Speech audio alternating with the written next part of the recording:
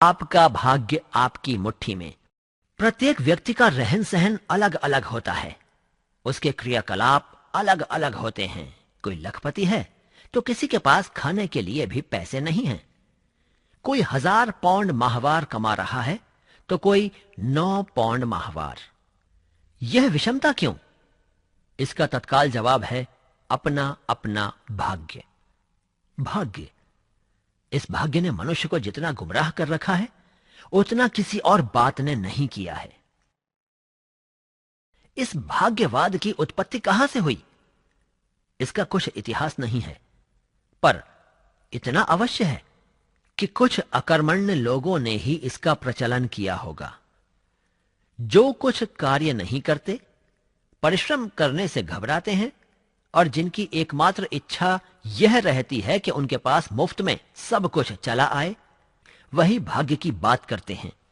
क्या करें यार, मेरी तकदीर ही ऐसी नहीं है। दूसरे को प्रगति करते देख और संपन्न पाकर वे कहते हैं, उसका भाग्य प्रबल है। यह भाग्य क्या भला है, मैं आज तक नहीं समझ पाया हूं। भाग्य की जब कोई बात करता है तो मुझे लोमड़ी का किस्सा जरूर याद आता है, जिसने अंगूर न पाने के कारण उनको खट्टा कहना शुरू किया था, जबकि वे वास्तव में मीठे थे। उनको न पाकर उसने यह मानकर संतोष कर लिया था कि वे खट्टे हैं। इसी प्रकार भाग्यवादी मनुष्य सब कुछ पाने की क्षमता रखने के बावजूद आलस्य के कारण या कामचोरी के कारण भाग्य की बात मानकर पड़ा रह जाता है। जिसका भाग्य आप प्रबल मानते हैं, उसके गिरेबान में अपना मुंह डालकर देखो तो क्या वह भाग्य के बल पर ही उतना सब पा सका है? पूछो उससे, देखो उसकी दिनचर्या। रात दिन कितना कठोर श्रम करके उसने अपने आप को इस प्रकार बनाया है। तब आपको पता चलेगा कि मनुष्य अपना भाग्य अपने हाथ से बनाता है। जो कुछ भी उसके पास होता है अपने कर्मों और सूझबूझ का फल होता है। सूझबूझ और कर्मों की इस सफलता को अकर्मण्य ईर्ष्यालु लोगों ने भाग्य का नाम दे दिया। इस प्रकार भाग्य का प्रचलन हो गया। भाग्य की इस प्रकार रचना करने के बाद उसका विधाता ईश्वर बना दिया गया। यह तर्क दिया जाने लगा कि जो कुछ ईश्वर ने भाग्य में लिख रखा है वही होगा। आदमी का अपने भाग्य के आगे वश नहीं चलता। इसके प्रमाण में नाना प्रकार के तर्क भी दिए जाने लगे। इस प्रकार भाग्य के नाम पर एक बहुत बड़ा वर्ग गुमराह कर दिया गया। मनुष्य ने भाग्य की बात कर अपना प्रगति पथ स्वयं अवरुद्ध कर दिया। यह भाग्य मनुष्य का सबसे बड़ा शत्रु है। भाग्य मनुष्य को कुछ नहीं करने देता, वह उसे अकर्मण्य बना देता है। किसी कार्य में हाथ डालने पर असफलता के कारण वह इस बात को मान लेता है कि भाग्य साथ नहीं दे रहा है, फिर उस काम में हाथ नहीं डालता। वह काम ही छोड़ देता है, भले ही उस असफलता के बावजूद उस काम में हाथ लगाए रखने पर सफलता निश्चित हो। यहीं पर आदमी सबसे बड़ा धोखा खाता है। हीरे की खोज के लिए एक आदमी ने थोड़ी सी जमीन ली। काफी खुदाई के बाद कुछ हाथ न लगा तो उसने जमीन छोड़ दी। दूसरे ने वही जमीन ली। थोड़ा सा और खोदने पर उसे एक बड़ा हीरा मिल गया। क्या कहोगे इसे आप? भाग्य।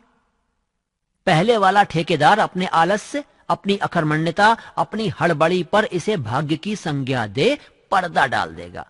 तकदीर में नहीं था, मिलता कैसे? जिसकी तकदीर में था उसे मिला। इस प्रकार की धारणाएं केवल निर्बल मन और श्रम तथा संकल्प से डरने वाले लोग किया करते हैं। भाग्य वास्तव में एक धोखा और अपनी असफलता पर पर्दा डालने का एक बहाना मात्र है। अतएव भाग्य की बात पर विश्वास करने की सलाह मैं कभी नहीं दे सकता हूं। हीरे के मामले में पहले का निराश हो जाना, असफलता को सत्य मान लेना, अपने श्रम से जी चुराना ही उसकी हानि का कारण बन गया। एक प्रश्न आप स्वयं से करें, आपका भाग्य विधाता कौन है? जब आप इस प्रश्न पर गंभीरता पूर्वक विचार करेंगे तो आपके अलावा दूसरा व्यक्ति न होगा। तब इसका अर्थ यह रहा कि आप अपना भाग्य स्वयं बना या बिगाड़ सकते हैं। सब कुछ आपके हाथ में है और इस बात से कौन इनकार कर सकता है कि हम जो कुछ भी हैं या जिस किसी भी दशा से गुजर रहे हैं वह सब हमारे कार्यों का ही परिणाम है। सोचिएगा जरा, आप स्वयं अपनी वर्तमान दशा या हालत के लिए जिम्मेदार हैं। इसका दोष या श्रेय ईश्वर अथवा भाग्य पर रखकर आप अपनी कमजोरियां छिपाते हैं, स्वयं को ही धोखा देते हैं। इस बात को आप मानेंगे। तब ईश्वर क्या है? इस बार यही प्रश्न एक व्यक्ति ने बर्ट्रैंड रसेल से पूछा था। रसेल का जवाब था, मन को शक्ति देने वाली इस आध्यात्मिक कल्पना का नाम ईश्वर है। ईश्वर का नाम लेकर, उस पर विश्वास कर, हम मन में शक्ति का एकीकरण कर कार्यरत होते हैं। हमारा विश्वास मजबूत होता है कि हमारे साथ ईश्वर है, हम इस कार्य में सफल होंगे। आत्मविश्वास को दृढ़ बनाने के लिए ईश्वर का अस्तित्व बनाया गया है। इसके साथ साथ ईश्वर की कल्पना मनुष्य को भयभीत भी करती है। एकांत में भी मनुष्य कोई पाप या गलत काम न कर सके, इसी आधार पर उसे सर्वव्यापी, सर्वदृष्टा बतलाया गया है। कण कण में उसका निवास माना गया है। मनुष्य नितांत अकेला है, कोई पाप कर रहा है, अपने एकांत पर उसे पूरा विश्वास है कि कोई नहीं देख रहा है। ठीक इसी मौके के लिए ईश्वर का अस्तित्व बनाया गया है कि सावधान, वह देख रहा होगा, वह सर्वव्यापी है, तुम्हारे इस पाप को देख रहा है। मनुष्य को एकांत में भी कुमार्ग पर जाने से रोकने के लिए यह सिद्धांत है। वास्तव में यह ठीक भी है। मनुष्य पर नियंत्रण रखने के लिए किसी न किसी शक्ति की आवश्यकता तो है ही। इसी आधार पर ईश्वर का निर्माण किया गया और इसी असफलताओं को रोकने के लिए, अपने दोष पर पर्दा डालने के लिए भाग्य का भी निर्माण कर दिया गया है। इस प्रश्न का यही उत्तर सही है। हम स्वयं अपने भाग्य विधाता हैं। जैसा कार्य हम करेंगे वैसा फल पाएंगे। अतएव भाग्य को आप दोष न दें। चींटी को देखें, वह कितनी बार चढ़ती गिरती है। अगर वह भाग्यवादी होती तो फिर चढ़ ही ना पाती। निरंतर प्रयास करती है, सफल हो जाती है। वह भाग्य पर निर्भर नहीं, कर्म करके दिखलाती है। इस कारण बराबर कार्य में लगे रहें। सफलता हाथ आए या फिर असफलता, सफलता पर प्रसन्न होकर अपनी प्रगति को धीमी न करें। असफलता पर घबराकर या निराश होकर मैदान छोड़कर न भागें। अपना कार्य बराबर आगे बढ़ाते रहें। जो उद्यम करते हैं, परिश्रमरत रहते हैं, निरंतर अपने कार्य का ध्यान रखते हैं, वे अवश्य ही जो भी इच्छा करते हैं सब पा जाया करते हैं। आप भी अपने को ऐसा ही बनाएं। सचमुच जब एक बार आप सफलता प्राप्त कर लेंगे तो आप इसका मतलब समझ सकेंगे और फिर आप बराबर प्रगति पथ पर बढ़ सकते हैं। अपने भाग्य का आप स्वयं निर्माण करें। सब कुछ आपके हाथ में है। संकल्प करें, शक्ति लगा दें, आपको सब कुछ मिल जाएगा। आवश्यकता धैर्य की, साहस की, समय की है। क्या आपने ईमानदारी के साथ कभी इस प्रश्न पर सोचा है?